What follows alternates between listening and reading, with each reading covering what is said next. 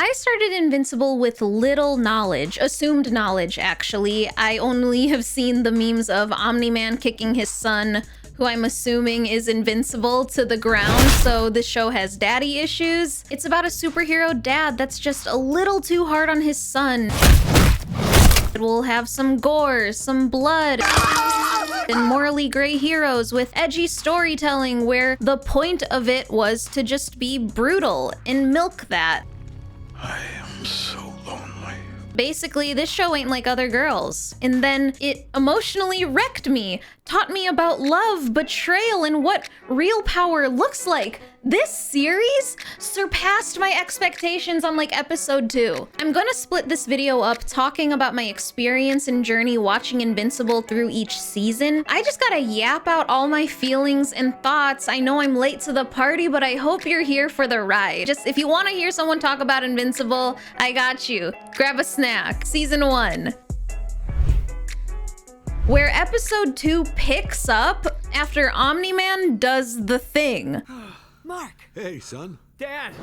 That's what got me. I saw the memes, I knew that this show was gonna do that, and I knew that Omni-Man was evil. So after I watched the first episode and saw that they made him so likable, he loves his wife, he treats her well, yeah, he's tough on his son, but he really cares for his family. That's what I know about him. Do I like this guy? Am I hoping that nothing that bad actually happens to this family? I spent my time throughout season 1 kind of like Debbie. Why would he do this? Isn't he like family man husband? Why would he do that to her? That's a great wife. There has to be a bigger evil that's like controlling him. That's not actually him. But then they deliver the reveal on an even bigger scale. Omni-Man is evil, diabolically evil, actually. It honestly reminds me of the fact of like going into a relationship where everybody's like, no, that dude, he's like a red flag. And I got surprised when he was a red flag. I was surprised when I got hurt. Honestly, maybe not even surprising that I would fall for it. Is this a pattern?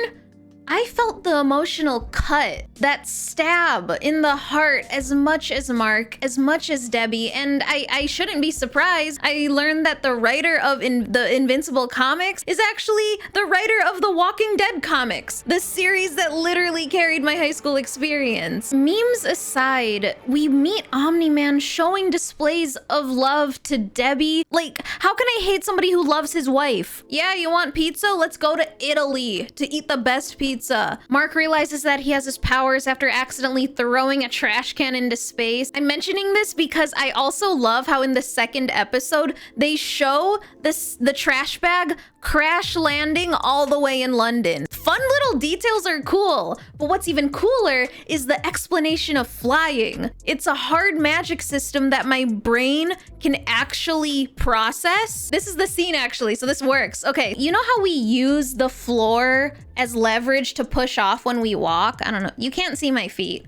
But like, yeah, you can push off the floor to move your feet. And Viltrumites are able to make their own he just hit his son. Anyway, basically what we learn is that Viltrumites can make their own leverage. Therefore, they can push off anything and can fly. When they punch, they have their own leverage to push off of. So it really packs a hit. The math makes sense. This is so cool. This is what I find interesting. And then what really got me into the show, the entire essence, the entire central thematic backbone, basically the overarching DNA of Invincible is laid out in a conversation between a mother and son. And it's incredible. It's literally my favorite. Have I said that? Let me set the scene.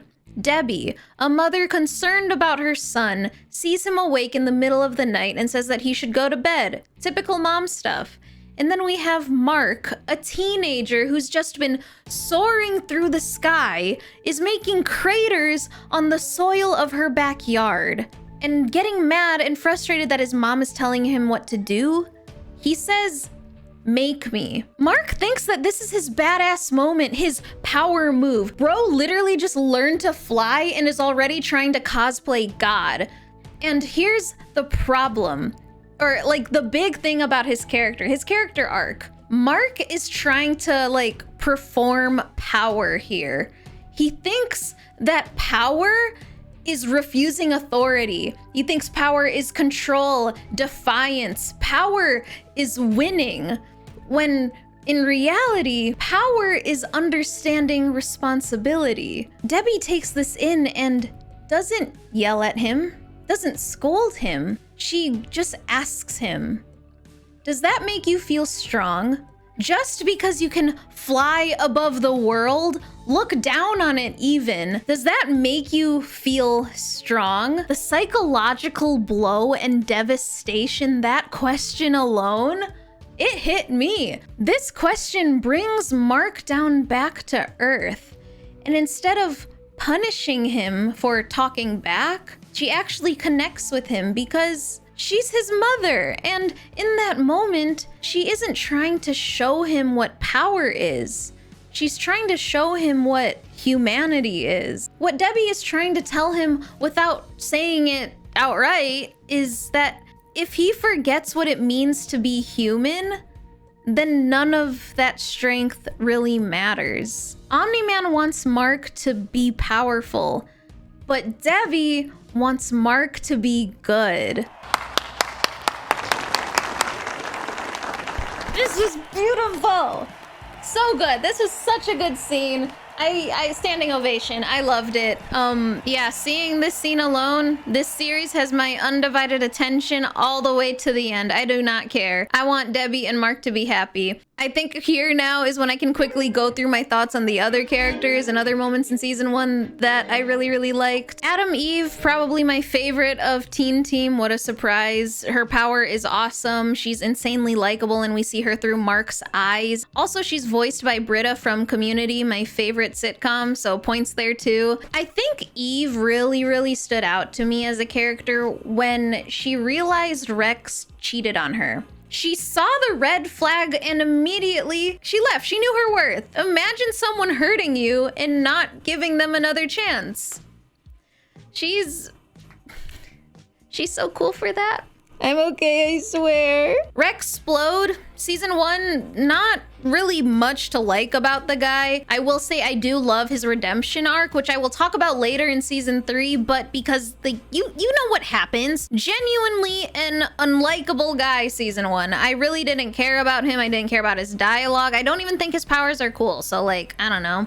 Duplicate is a clever name. That's all my opinion. That's all my thoughts on her. I just like the name, and especially her brother being Multi-Paul. I like puns, sue me. Robot is probably my favorite out of Teen Team outside of Eve because he's just really interesting. It's always so fun to see a character that's so stoic. For right now, we expect Robot to not have feelings. He's a robot. And then they add a lot of mystery surrounding him and like he has a lot of care for Monster Girl. You want to see how he evolves as a character. I genuinely was going to be so sad when we found out that he was the one that broke the Mahler twins out. I was so betrayed to think that he was gonna be a villain. You can't make me ship you with Monster Girl and then become evil. But then, of course, we just realized that he's actually a lover boy and is really cool, and I'm getting ahead of myself. We also have Seth Rogen, or Alan. He's cool, silly, alien doing his job, checking in on different planets, checking in with Mark especially is something that I look forward to now. But like, there isn't much with him this season, but he's definitely worth mentioning. Outside of the heroes, we probably have the most notable character that enters Mark's life in season 1, Amber. I really liked Amber, so talking to my friends about Invincible and learning that the fandom hates her was really surprising to me. Can someone in the comments explain to me why that is? I will say that there is one scene that doesn't make sense for her character where I can understand and maybe even get behind on hating her, but she makes up for it, sort of. Her issues as a girl not feeling prioritized in a relationship is valid and something to bring up to your boyfriend. She does it maturely. I love Mark consistently hearing her out, trying his best in every way to show her that he cares. He gets her gifts, tells her that he'll make up for it for canceling a date and reschedules. And then we go to the university trip and have an Ezra Miller jump scare. Amber's patience is understandably kind of at its limit, and Mark feels that limit. She deserves to know the truth, but apparently she knew the truth. That's where I can get behind the hate. She was still complaining and mad, even though she knew that he was busy saving the planet and still wanted it to be about her. But then seeing him almost die at the end of season 1, she's suddenly super understanding as a girlfriend. Like, I don't get it. I don't know. I can yap about Amber. I can yap about Eve. I can yap about Debbie. I can even yap about Monster Girl. I have a lot of thoughts on the women of this show. Please comment down below if you'd like me to talk about that. Maybe it's different in the comics, but I genuinely don't get it. I just know that there's a version of this character that makes total sense, but the writing fumbled it, and I don't like that. Outside of the relationships, of course, the heart of the series, Mark is just so interesting. He's not just dealing with personal drama, he's navigating an entire new universe, Martians, everyday bad guys. The first time Mark is in battle, he just goes in thinking that it's his time to shine, but then the panic of seeing civilians dying for the first time and not being able to save everyone due to his lack of experience. That's the real stuff that made me love this series. Moments where Mark sees pain and sees the suffering in the world and constantly realizing the weight of being a hero, the power and empathy to help others.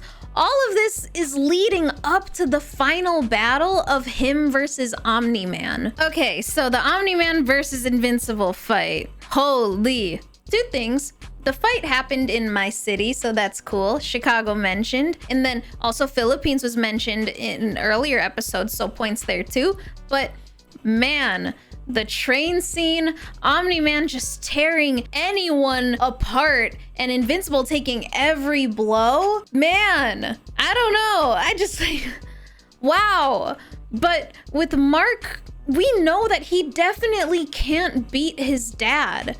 He's still learning to be a Viltrumite. He's still learning his powers. So it really was just a battle of, is Omni-Man really willing to do this as a father to his son? Mark is trying to see if there's any compassion left in his hero, his dad, the man that he'd look up to. I still have you. Fuck, man, you can't just say that and not expect me to feel things. And then calling the best character in the series a pet? God, they just keep stabbing you in the heart. Devastating fight, devastating aftermath. I loved it and immediately, without hesitation, went on into season 2. I'll have you know, I was not a functioning human being during my time of watching this show. I honestly don't recommend binging Invincible.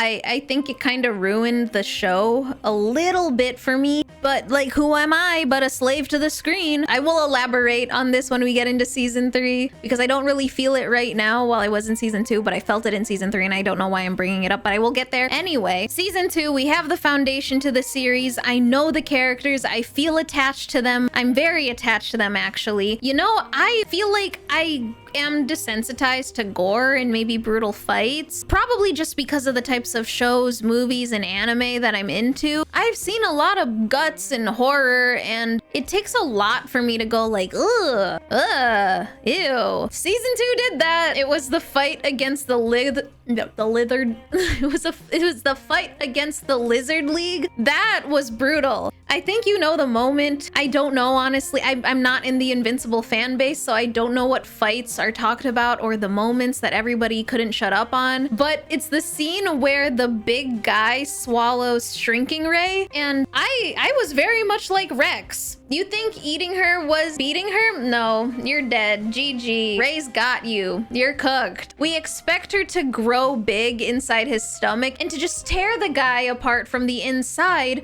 but he was so strong that even when Ray grew to her full size, he just composes himself and blows her up from inside his stomach and has the audacity to say, "Yum." God, man, I don't know. I also loved the twist that Rex was actually still alive after getting shot in the head. He just tears the leader apart. Like, that was really cool. That was hype. I loved Rex in that moment. The Lizard League fight was devastating for the Guardians, but we got development for Rex for here, because like nearly dying actually got him to look inward and see the obnoxious asshole dork he is. He's earned a lot of respect from me, and again, depressing time. The Guardians, the entire country of America, is trying to move past the tragedy and the fight and ending of season 1. The fact that there's always a consequence to every decision you make. Mark beats a Viltrumite, they're looking at him now to conquer the earth. Mark saves a city, he couldn't save enough people. Season 2 was just really big on asking, where do we go from here? How do we get better and back stronger? I think my favorite part though was exploring that through Omniman. But then we saw him on a bug planet with a purple sun. Let me put that episode on actually. To see him on a bug planet with a purple sun, I felt like Mark. Who are you? Who do you think you're doing? Like, you think you can do that? Play pretend, just cosplay, LARPing as a caring father? But then we learn about what was her, Mbessa? Was it Mbessa? The bug wife. We learn about her and understand her and how much she genuinely cares and loves Omniman and their son that they've made. You can't help but feel a little more empathetic for Nolan. Like, if season 1 was about Mark learning about himself physically, becoming a hero, learning to fly, training, and figuring out how to save others, season 2 is about Omniman learning about himself emotionally. Being the guy who has no remorse in leaving his family, killing innocent lives in the most horrific way possible, seeing him actually feel guilty and want to repent for that. Basically, Nolan just went on his farming arc. He found some solitude so he can find himself. We saw someone who looked at himself as better than. He saw himself as a god, and now he sees himself as someone who deserves to die. Bugwife passes away, and we take Oliver, or Purple Baby, back, and we follow Omniman to the Viltrumite prison, Seth Rogen being his guiding light through it all. That was genuinely really fun. Alan is just a really fun character, like him going in the machine and waking up jacked and is now apparently able to beat a Viltrumite. I don't know if that makes sense, and it's too cool for me to actually care about the logistics, so I just accept it, and that's awesome. The multiverse angle, really fun. We get to see the downfall of humanity from another universe where Mark did side with his dad. It defines strength in another way. Each version of Mark represents a path that he could have taken. The reminder is kind of like sobering. It reminds us that power isn't just about physical strength, but the choices we make. Man, writing is cool. I'm sorry, this video is actually unscripted if you haven't noticed. I'm going off of vibes and bullet points and thoughts in my head. I'm trying to add more, I swear, than that was cool. I liked this. This was neat. Please tell me if I should just script my videos. I hope you're enjoying this video. Please comment. But one big thing that I noticed, I don't know, I love how this show makes characters feel grounded, right? These are characters that you empathize with, people that you would actually hang out with, walk down the street, listen to. Season 2 and how they explored Amber and Mark's relationship, that was so believable. It was explored to the fullest. Again, Amber is now super understanding when Mark gets called in to be invincible. And I believe that she should have been like this from the get-go. This is how I expected her to act once she found out that he was invincible. This is how she should show up as a girlfriend, understanding that he's a hero. Both of them feel bad for letting each other down. She feels bad for being disappointed. He feels bad for disappointing her. After really trying, they mutually just realize that maybe love isn't enough and there's more to it, and they break up. And then the season finale. Season 2 of Invincible doesn't give us the climactic superhero battle. No strategy, no struggle, no who will win tension. Because actually, the moment this happens, Mark doesn't fight Angstrom. He destroys him. This doesn't become a battle. It actually becomes basically like a therapy session for Mark. In this fight, I don't think that Mark is invincible. Mark isn't himself. What he's realizing is that he's his father's son. I don't know, maybe I'm reaching, but it's the fact that he's just so frustrated this season, needing to clean up for everything that Nolan's done. Angstrom hurts Debbie, hurts our new purple baby, and Angstrom snapping Debbie's arm actually hit me harder than any other gory moment this season. Side note, Debbie continues to be the best character in this show. When her arm was shattered, the first thing that she did was call to Oliver, saying, "It's okay, I'm here." And that's not even her son. That is the son that her husband had with another woman. The first action and instinct Debbie had was to try and make sure that he was okay and to stop him from being scared. I love Debbie. After all of that, we cut to Omni-Man. He says 3 words that just push us to just get ready for the next season. Yeah, sure, the Viltrumites are wanting to conquer Earth, and we don't know if Mark is able to stop this army of superhumans, but Omni-Man saying, "I miss my wife." Come on, the emotional journey that Nolan is going on. It's so satisfying to watch. Now I hope that he really redeems himself and actually sacrifices himself for Debbie. Self-sacrifice. That's what I predict for Nolan. That's what I predict for Omni-Man. To give his life for someone he once called a pet because he loves her. Yeah. That's what I think is gonna happen. Do not tell me if it does. I'm ready though. Let's go to season 3.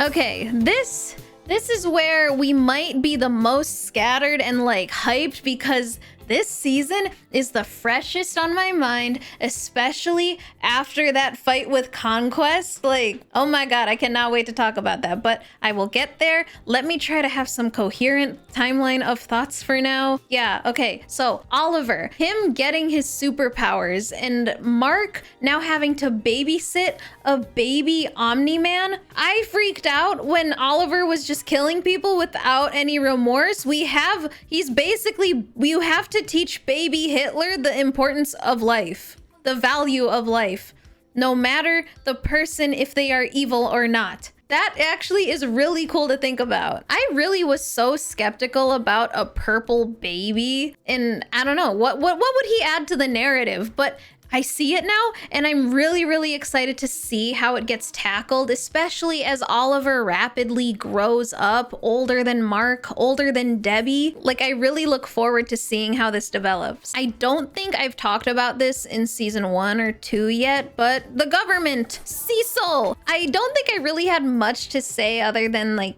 yeah, he's a cool character. He does his job well, but I really like the build up to Mark distrusting him and the government. Like, that's all been building to season 3, to where he actually runs to the Guardians of the Globe. And now they're really wondering who's really out there protecting them. They're protecting the world, but who's protecting them? Because it's surely not the government for sure. And Cecil says like the coldest line on, "We can either be the good guys or the guys that save the world." That's so badass, but also really eerie. Pretty fun. Season 3 is fun. I think this is the time where I can talk about my woes of binging the series instead of watching it weekly and episodically, which I will do for season 4. I think it's important to have this critique because I don't think I would have had it if I watched it weekly. I was watching so restlessly. I really wanted to know what was going on with Omni-Man. Give me back the mainline story of following Mark and his dad's relationship. Again, I went into the show thinking it was about that, and it kind of is. I was just frustrated with the multiverse storyline because we did that. We showed Invincible and the different paths that he could take in season 2. So why do it again? I want to get back to the Viltrumites conquering Earth. I don't know. This might be a bad take. Like, I understand showing how in every universe, maybe Mark is evil, and this universe that we're watching right now is the only one where Mark is good. Like, I honestly don't think that any of the other Invincibles knew about Oliver, knowing what it's like to have a little brother, so that's neat. It's a fair point, but I don't know, again, I felt like that was explored in the last season. So, like, why is it back? Mark's internal struggle of, I'm not like my dad, I am not like him, that was in season 2. So, I don't know. And I bet I am glad at the end of the day I got more Invincible and it didn't just go through the entire storyline. I can appreciate that, but I don't know. It's like, again, this is because I binged it and I thought it was worth mentioning. But it did happen, and we got a lot of characterization, I think, in this arc, most notably Rex, who's gotten so much detail and attention in this season ever since his near-death experience of getting shot in the head. Rex is now a boy taking accountability for his actions, apologizing for his behavior, and even finding a really cute new relationship. When Rex actually told Mark during the Declaration of Independence thing, when he told Mark to ask Eve out to shoot his shot, that was genuinely sweet and super nice of him. Old Rex would have made fun of Mark, but to be encouraging, hell yeah. So for him to move on to a new relationship, I'm very much like, wow, Rex, I think you deserve a happy ending now. I saw him cooking for Ray, and that was so sweet. And then that sweet moment got ripped away from me. Listen, okay, I'm a fan of self-sacrifice endings, but Rex didn't deserve that. Like, I wanted that for Omniman, so if that happens to Omniman too, part of me is like, 2 self-sacrifices? Omniman is just a tryhard now, and it's not that notable because Rex did it first. Maybe I'm just picky, I don't know. I was just sad to see that it happened to Rex. I wanted more time with him because of it. I feel so bad for Ray, but that's not the worst part of this season, actually. Mark is still fighting himself, like the other variations of himself, worldwide, battling and fighting for days. This catastrophe is beyond Chicago only, beyond just America. They were attacking Earth, every country, every landmark, and Mark finally, he stood up and he took care of it, only for another big bad to just come down not even a day after Mark defeats his multiverse self. I just want Mark to have a good night's rest, maybe a relaxing bubble bath. I feel bad. This poor boy. Okay, so I need to take a moment again to reiterate about how big of a Walking Dead fan I was in high school, because the gasp I gusp, the way I clutched the invisible pearls on my neck when I heard Conquest say, okay, I felt like a sleeper agent. Something feral woke up inside me. I had to grab, where is it? I had to grab the remote to see Jeffrey Dean Morgan on the screen? Negan? Oh my god. Negan. For context, if you don't know and live under a rock or don't know The Walking Dead, this tangent is important because this fight is even actually more hype than you think if you do not know this. Our baby boy, our hero, Invincible, is played by one of my favorite actors, Steven Yeun, who I saw for the first time ever in The Walking Dead, playing one of the best characters in The Walking Dead, Glenn, who, spoilers for a very old show, dies by getting his head bashed into a pulp by one of the best villains in television and comic book history, Negan. It's a death that shook the fan base. It's a death that's etched into my mind. So to see these two, not them two, to see Conquest and Invincible fighting toe to toe, hearing Jeffrey Dean Morgan's unhinged, passionate, love of a fight and cynical killing once again. The only time I hear this is when I hear Negan's voice in like Tekken 7.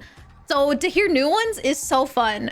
Jeffrey Dean Morgan's voice, it's like, it's so therapeutic when you listen to it, but he also says the most batshit insane things. I like Jeffrey Dean Morgan, can you tell? This was hype on a whole Ludo narrative level. I have to yap about this. I have to gush about this. Like, this is generational beef getting settled in front of my very eyes. This hype of a fight, the blows that these two were exchanging back and forth, didn't just have me hype, but also my mom, funnily enough, who, mind you, thinks animation is for kids. Like, I love my mom. I love you if you're watching this, but like, ugh. And true story, she came up beside me on the couch and hit this pose while watched it, because how can you not? This series delivered so hard on the finale. I love how Eve was in the hospital and sees her man fighting,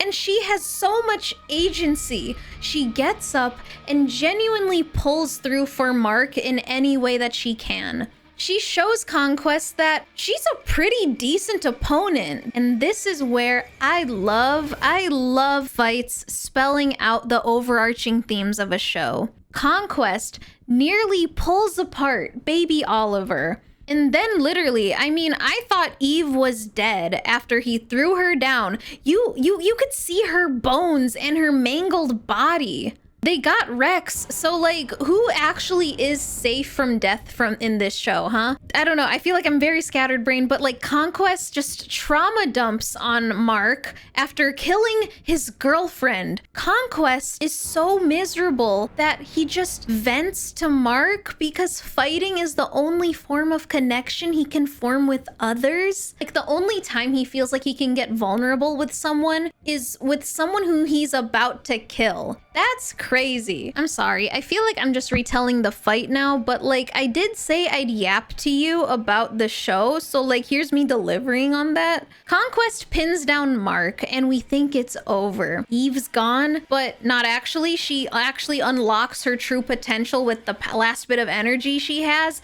and gives Mark an opening to take down Conquest. Only for Conquest to like smirk and get up to say, next time, I'll make sure she's dead. Conquest saying this brings Mark to like the true theme that this show is trying to say, okay? The Viltrumites believe survival of the fittest. They believe that connection is weakness, love is weakness, love and connection. Having someone worth fighting for is actually what gives Mark strength to biblically take down Conquest in the best way possible. Mark kills Conquest by bashing his head in, the very same way that Glenn got killed by Negan in The Walking Dead. If this isn't cinema, I don't know what is. So that being said, yeah, I liked the show. Pretty good. Please like, comment, subscribe, all of it, none of it, whatever you want. Let me know your thoughts on Invincible. Let me know if you like the show. And again, I want to know why people hate Amber. Thank you so much for watching. I really hope that you like this video. It was very much a yappy one. And wow, I'm tired after recording all that. Anyway, hope you liked it. It's not like I care or anything.